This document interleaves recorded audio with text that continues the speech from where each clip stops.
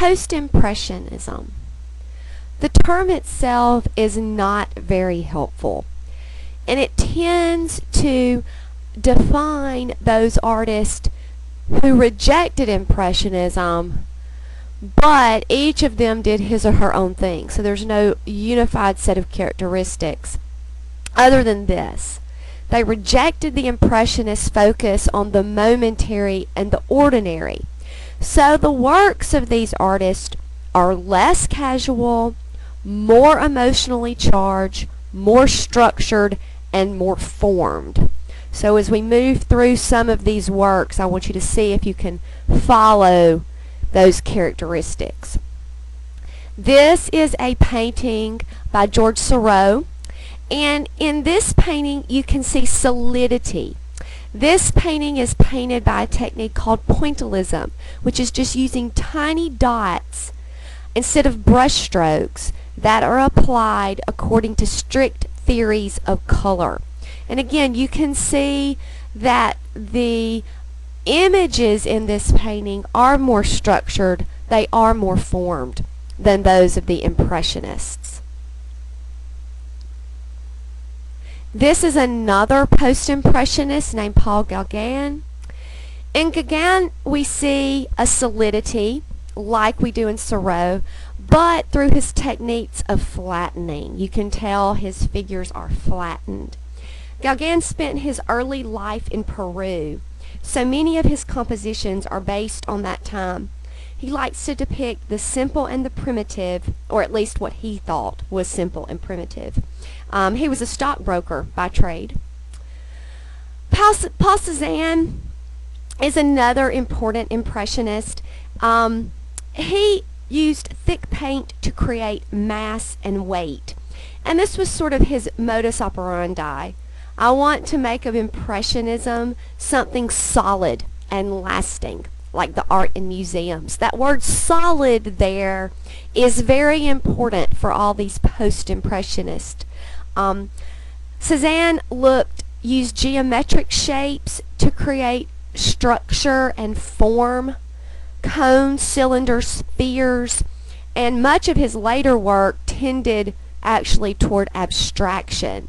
But this is a still life by Cézanne, and again you can see the thickness, the solidity, the geometrical shapes, truly as far away from Impressionism as you can get. And again, this is more abstract here, but again, thickening, solidity, geometric shapes in this particular painting as well. Here is a portrait, Hortense Ficquet in a striped skirt. Again, you can see the shapes, the solidity in this painting. A total rejection of Impressionism. And then we turn to a post-impressionist that you're probably the most familiar with, Vincent Van Gogh.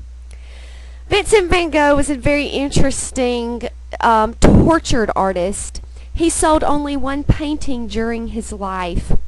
And he attempts to capture the ecstasy and the frenzy of the world versus sort of this solid world of Cézanne and Gaugin and Seraut that we looked at. I'm going to show you a picture of that Van Gogh painted called Night Cafe. And this is what he says about that painting, that he's tried to express with red and green the terrible passions of human nature. So he really has a deep sense of the feeling of the times, the isolation, the alienation that people felt during this time. And he captures it, I think, very well in this painting. The terrible passions of human nature, the isolation, the loneliness, the social alienation of the human condition in this very, very depressing work. This is probably the most well-known work by Van Gogh, Starry Night. He finished it 13 months before he died at age 37. Van Gogh was mentally unstable. He actually tried to kill Gaugin.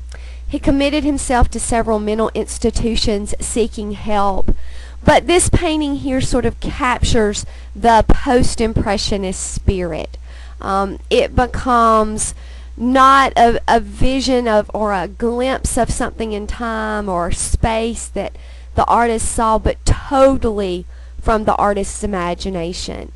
And so that's sort of where painting has brought us from the first works we looked at by the Renaissance masters that were all about capturing the perfect image, the perfect form, real people moving through the drama of the Baroque.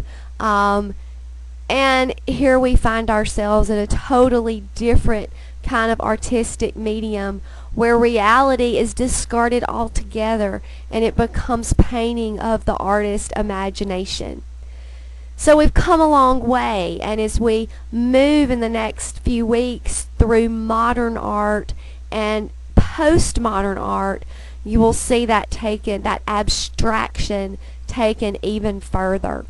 Once this slideshow is over, you'll find a video link to a biography on Van Gogh. It's very interesting, and then you have an assignment based on that particular film.